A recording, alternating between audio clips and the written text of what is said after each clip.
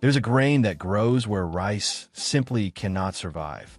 It doesn't need flooded fields, it doesn't rely on heavy irrigation systems, and it doesn't collapse the moment rainfall becomes irregular.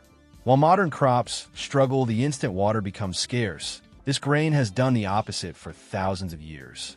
It was shaped by harsh climates, unpredictable seasons, and poor soil.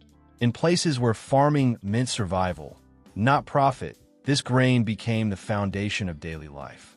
It didn't promise abundance, it promised consistency. Families planted it knowing that even in bad years, it would still produce something. It didn't demand technology, chemicals, or constant intervention. It asked for sun, basic soil, and time. And because it could grow where others failed, it quietly became one of humanity's most reliable food sources.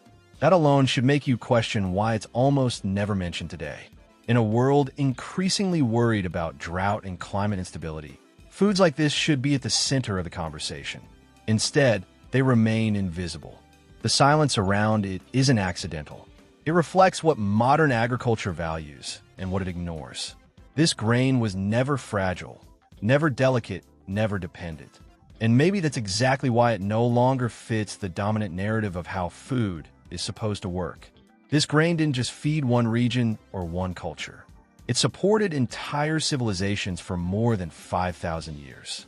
Long before modern agriculture existed, long before global trade routes, people depended on this grain as a daily staple. It was cooked, stored, traded, and passed down through generations. When droughts hit, it stayed. When wars disrupted supply lines, it stayed. When climates shifted, it adapted. It wasn't considered exotic or special. It was considered essential. Every household knew how to grow it. Every family understood its value. It became part of cultural identity, not because it was rare, but because it was dependable. Fields of this grain represented stability. A full storage meant survival through the next season. Entire food systems were built around it. And when a food keeps people alive for that long, it shapes traditions, economies, and even belief systems.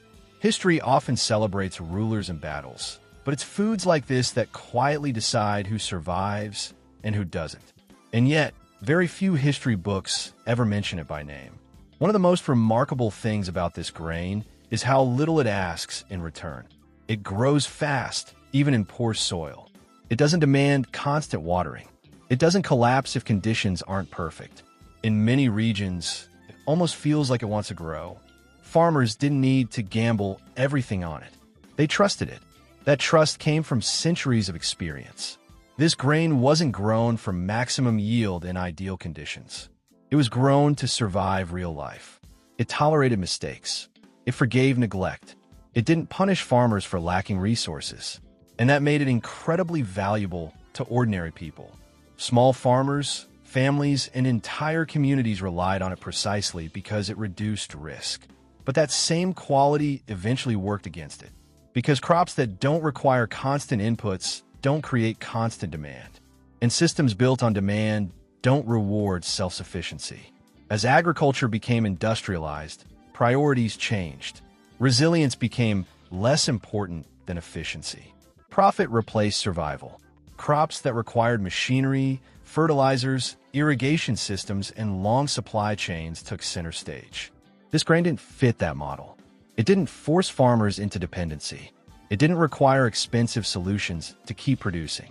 So slowly it was pushed aside, not because it was inferior, but because it was inconvenient to a system built on constant consumption.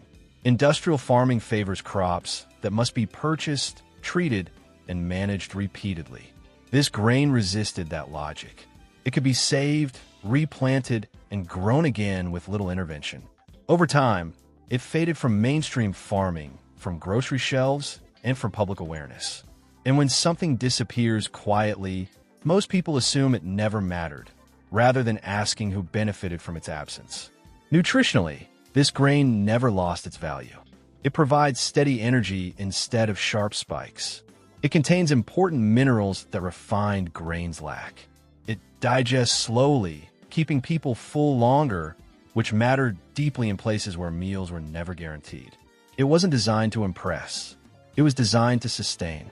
It supported physical labor, long days, and limited diets. Modern refined grains may look cleaner and softer, but much of their nutrition has been stripped away. What remains is convenience, not nourishment.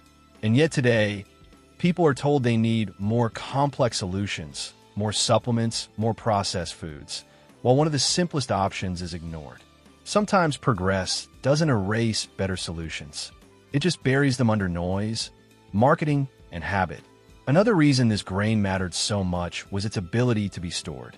Once harvested, it could last for long periods without losing quality. That meant security. It meant independence from constant harvest cycles. It meant communities could plan ahead instead of living harvest to harvest. Storage isn't just about convenience. It's about power. When food can be stored safely, people gain time, flexibility, and choice. They don't need to rely on immediate supply chains. They don't panic at every bad season. Food security has always been about more than calories. It's about control. And when people can store their own food without relying on external systems, they gain something deeply threatening to centralized structures. History shows that foods offering that kind of autonomy rarely stay popular forever. Even today, this grain hasn't disappeared. It's still grown quietly in dry regions across Africa and Asia. Millions of people still rely on it, not because it's trendy, but because it works. It grows where others fail. It feeds families where options are limited. It survives where modern crops struggle. In these regions, it isn't marketed as a superfood. It's simply food, reliable, familiar, and trusted. And yet, outside those regions, it's barely discussed. It doesn't dominate headlines. It doesn't appear in flashy marketing campaigns. It isn't promoted as the future of food, even though it already survived the past. It simply continues doing what it has always done, feeding people without demanding attention. There's a good chance you've heard of this grain without ever really learning its story. Or maybe you've seen it mentioned briefly and moved on. Because without context, it looks ordinary.